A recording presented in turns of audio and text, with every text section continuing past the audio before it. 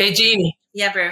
Who's our guest on the Energy Nerd Show today? Well, I'm thrilled to say it's Cutler Cleveland. He is a professor of Earth and Environment at Boston University, formerly my professor, and he's the associate director of the Institute for Global Sustainability. And he was our first ever Nerd Show guest. Well, episode number 1. The inaugural nerd. That's awesome. Hey, Cutler. Well, thanks for being here and for sharing about your work. And I feel like the top question I have is about this newer endeavor, visualizing energy. I always feel like the technical translation piece and making sure that everybody knows that's cool stuff that's going on in our field is kind of the hardest part. And so when I saw that you had founded this new thing, I definitely would love to hear more about it.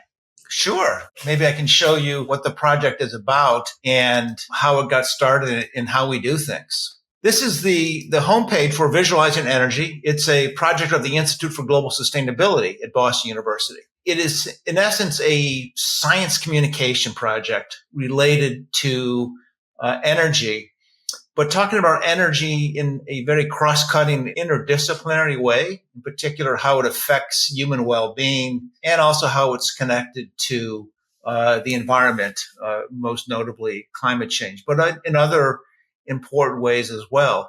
And the motivation behind this was we're awash in information about visualizing energy, but we really lack a shared vision about what to do and how to go about doing it. And there's also a lot of disinformation actively out there. So we decided to build a site where we use an open access platform, which is based around data stories that people can freely access and download and use, and written for a very general audience.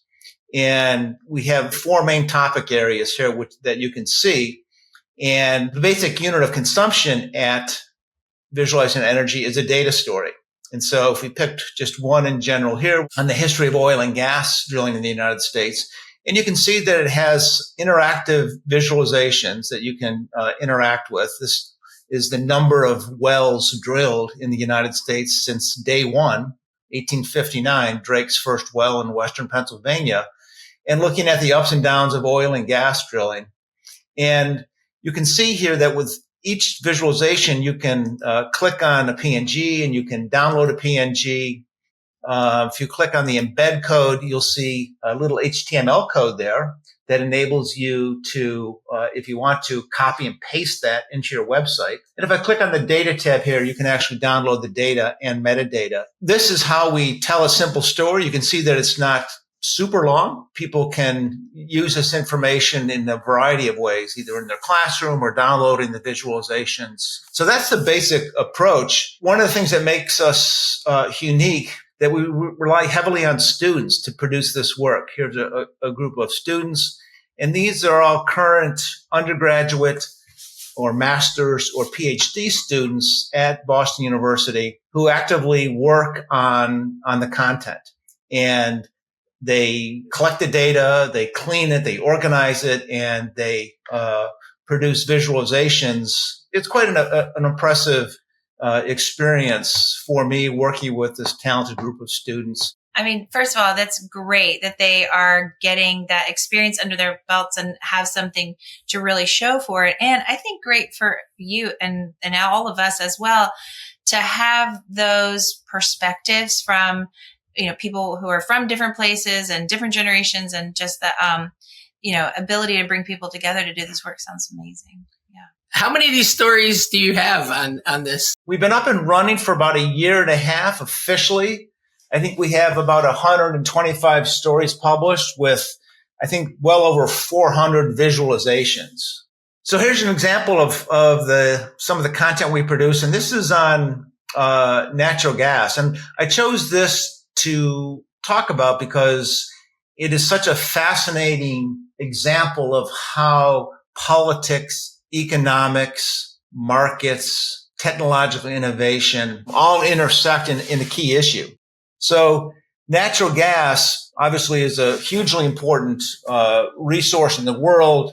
In the U.S., it provides a lot of electricity and heat. And so this is some data that we've collected, which look at all-time production of natural gas beginning in 1900, which gets pretty close to the beginning of the industry because large-scale gas production, at least in the United States, didn't really begin until after World War II when pipeline technology advanced to the point where you could start shipping gas from the mid-continent region to other major markets in the Midwest and East. So you can see here that the U.S.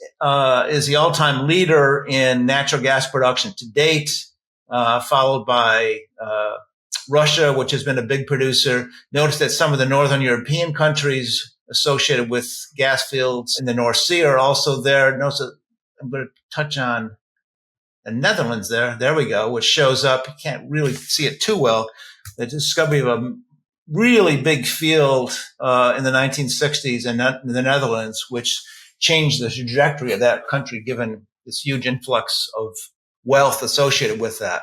One of the most striking things to me, one of the technology sides of the story is about fracking. And it's evident in this graph. So this shows annual natural gas production along the vertical axis by country going back to 1900. And you can drop this menu down and you can pick different countries that you're interested in comparing. But notice here in the United States, the turnaround that happened beginning in the early 2000s and this massive surge to record highs in the early 2020s in the United States. And that's due almost entirely to fracking, a combination of horizontal drilling and hydraulic fracturing of shale formations in Pennsylvania, Texas, and other regions. And I'd be interested to hear what you guys think about this, because as you know, oil is the same way in an even somewhat more extreme way. So you had this sort of peak in gas production in the late 1960s, early 1970s, and it started to decline, and people started to worry about running out of natural gas. We started thinking about and then later building natural gas import terminals so we could import LNG from the Middle East and elsewhere. But then along comes fracking and just boom, we're just flooded with natural gas. And now we're a major exporter of gas. Those import terminals were converted to export terminals. We're planning to build more export terminals. And so it has completely transformed the domestic and international gas markets, and international gas becomes increasingly important as the cost of shipping it by LNG continues to drop. And it also connects to geopolitics because with the Russian invasion of Ukraine, now we have geopolitics entering the fray in a major way because of all the European countries that rely on gas from Russia coming through pipelines to, heat their homes and factories with. And all of a sudden that became partially shut off and now problematic. And so the United States and other countries have stepped up with actually in real time supplying more gas and talking about in the future building more export capacity to fill that void that will probably remain at least for some time after that war ends. I remember hearing like every president in the last 10 presidents all promising to get us, energy independent. Over the years, we're importing, right? We're dependent on imports of oil and gas, imports of energy, and then just recently it's changed, and we are finally no longer a net importer, right? Yeah, and oil, as you know, is even more extreme example. Well, heck, as long as we're talking about oil, why don't we just pull that up since we have the data right here? As you said, every president since Nixon has made energy independence a central moniker of their domestic and international policy, where energy independence essentially means not relying on imported oil. Here's the case of oil. This is just the U.S. now.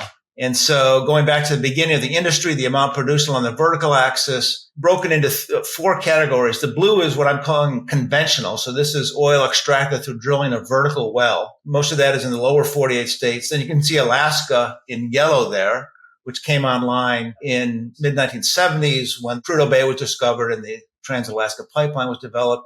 Then we moved to the offshore Gulf of Mexico, particularly in federal waters, big production. But notice how they all kind of were trending downwards in a major way. And to your point, Bruce, this was like the cause of huge hand-wringing in Washington over this dependence on oil. And by the 1990s, we were importing well over half of our oil. But then look at fracking. So again, this is around 2002, 2003. Fracking applied to so-called tight oil formations in North Dakota and Texas and other places just completely reversed the situation. This is one of the most amazing things that's happened in the history of the energy industry, is what fracking has done to the supply of oil and gas and how it's transformed the geopolitical balance. Was that tight oil extracted kind of as a byproduct along with the gas, like they really wanted the gas and then you get the oil anyway, or is it more complicated? Well, there's some joint production, but they're typically different types of formations where the tight oil and the shale gas, they're both come from what are called tight formations. So these are low permeability sedimentary rocks. There is some overlap, but it's largely distinct, different places. So for example, a lot of this tight oil is produced in North Dakota and created this giant oil boom in North Dakota, which kind of overwhelmed the state, not only in cash, but also in how to deal with these boom towns and communities that were being thrown up, what to do with the oil, because there's no pipelines there. So they were shipping it by these rail cars, just huge, long rail cars with tanks full of oil, which from a safety perspective is not the way you want to do things. So same technology, but applied to slightly different geologic formations, shale gas and tight oil. And here's what you mentioned, Bruce. So this is the amount of oil produced, yellow line, consumed in the United States, and the quantity imported, which is green, and the quantity exported. So you can see that imports peaked here in the late 1990s, 2000s, but then imports dropped sharply. Exports rose sharply with fracking. And so net imports, which is shown down here, you can see that by 2021, we were a net exporter. So that's number slightly negative. And if you had said to anyone who studies the industry that back here, when oil was plummeting, right? So by the early 2000s, oil production in the lower 48 states was a third of what it was in 1970. If you had said, oh, we're going to be building natural gas export terminals and net exporters of oil and being the world leader oil production ahead of Saudi Arabia, they would have wrapped you up in a straitjacket and packed you away. So there were conferences about peak oil, right? And peak oil globally and peak oil. Oh man, it was a whole cottage industry of the peak oil people who were using all kinds of curve fitting and other things associated with, forecasting oil supply that, was essentially predicting the end of the human civilization due to peak oil. So there's the same chart for natural gas, and this is U.S. only, quantity produced. You have this peak and so on, and you can see conventional production declining here in blue, and then the shale gas revolution, which of course corresponds directly with oil, which is about 2002, 2003. And so you have the same balance for natural gas production and consumption, and you can see imports and exports. And so we're now a decidedly a net exporter, and that's going to grow. Really interesting story about how technology, to me as an energy nerd, I look at this story and it just kind of blows me away at how important that is. And now we're talking about supplying Europe with gas. And it's a happy story in terms of energy independence and security for the U.S. and probably balance of trade and things like that. But what about for climate? Oh, it's bad for climate. It's not just producing gas, right? So you burn the gas and it releases carbon dioxide. But you're building lots of long-lived infrastructure. So all this gas and oil has to be transported and processed and refined. So, you want to build pipelines to get North Dakota oil to refineries in the Midwest. You want to get more gas transmission in the United States from these regions to the population and demand centers. LNG facilities are really capital intensive, and LNG tankers and so on. And so this is stuff that lasts for decades, for 30, 40, 50 years. And so once that's built, there's going to be an incentive by the companies who either borrowed or invested in this infrastructure to fill it with gas or something. And that's not good. And two, methane leaks from all that infrastructure. That's a horrible problem related to climate change, and it negates many of the climate benefits of gas relative to coal in electricity generation.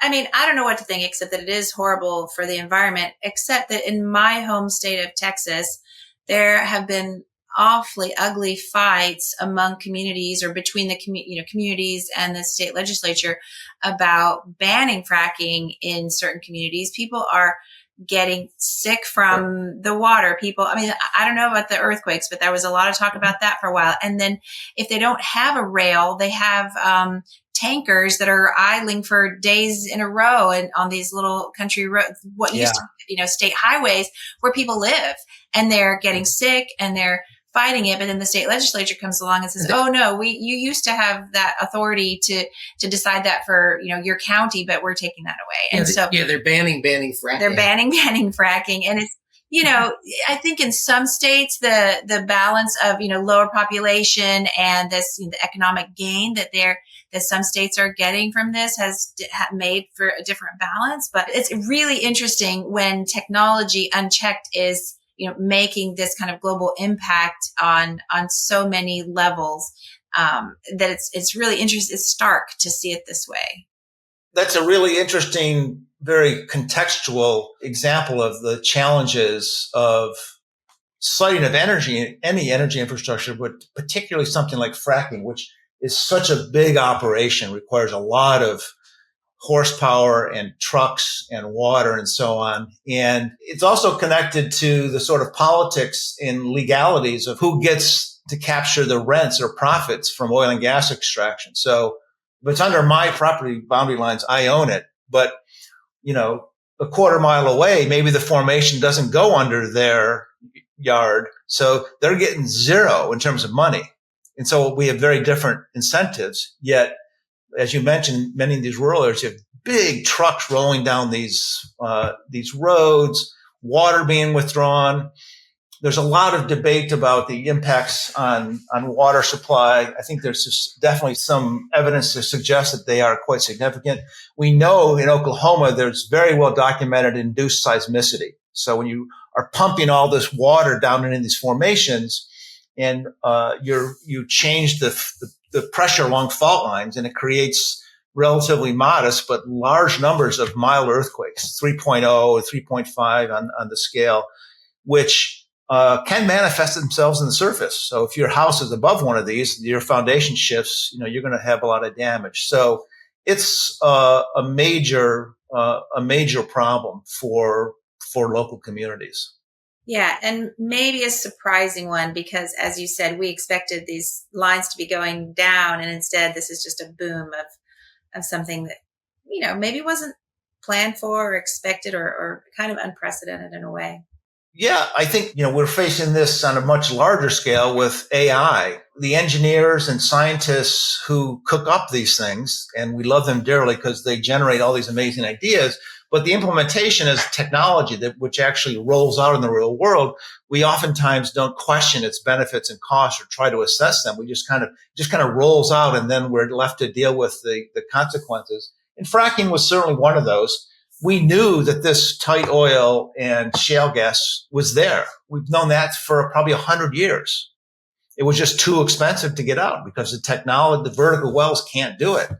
And then along came this ability to drill horizontally, and then fracking, the actual pumping of the water became cheaper. And all of a sudden, boom, the switch was flipped, and the market forces just kind of swept it away. And of course, that was reinforced by the fact that these companies are very powerful politically and hold great sway, especially in the states in which they operate. So I'm looking at this gas production graph and the oil graph, and it's like a doubling over a decade or a decade and a half, maybe. Yep. And I'm wondering, do you have a prediction, like sitting here today without a crystal ball? The slope is pretty steep here. Do you think it's going to keep continuing on up or level off at these levels? Oil and gas, like over the next 5 years or 15 years? So you want me to make the same kind of prediction that I just criticized all the peak oilers for making back in the early 2000s? I see how it's going to be. One of the things that we learned with gas and oil and fracking is that there's a tremendous amount of oil and gas left in the Earth's crust. Most of it's in lower quality forms. I think if you just gave all the engineers a blank checkbook, they could figure out a way to do it. In the case of shale gas in the United States, there's simply no way you're going to continue to see that kind of exponential increase over the next couple of decades. It's already started to level off a little bit, but it really depends, I think, on what happens with climate policy in the United States. If there is no instrument, either at the national level or cumulatively across enough states, that puts a price on carbon, either explicitly or through regulation, then you'll probably continue to see, shale gas and other forms of gas continue to be produced in large quantities because there's a lot of demand for it in the world. And there's a lot of forces still at work in the United States who want to put gas in those pipelines. So do you have any final words of wisdom or hope for our Nerd Show audience about fossil fuel extraction and use in America? When you look at it from the bottom up, there's so many great things happening. A lot of city climate action plans and emissions declining in some areas. But when they all add up, they're not quite getting us to where we need to be in terms of CO2 emissions. If you believe that we want to be in a 1.5 to 2 degrees C world, we're not going nearly fast enough. And so I think that we'll continue to see a lot of small scale gains, but until something is done at the federal level to get a handle on climate emissions, we're not going to see the type of reversal in fossil fuel production, oil and gas in particular, that we need to see to be commensurate with those climate goals. The individual states simply don't add up to being enough. I'll put a twist on that. The first step in any type of healing is to admit we've got a problem, and your visualizations make that so explicit and so clear that lots of people should use this to say, you thought we were burning up our environment for all these decades. Look at us now. So it's true. Visualizingenergy.org. If you guys want to check it out, we'd love to see you sign up for our newsletter and spread the word. Awesome. Thanks, Cutler. Bye-bye.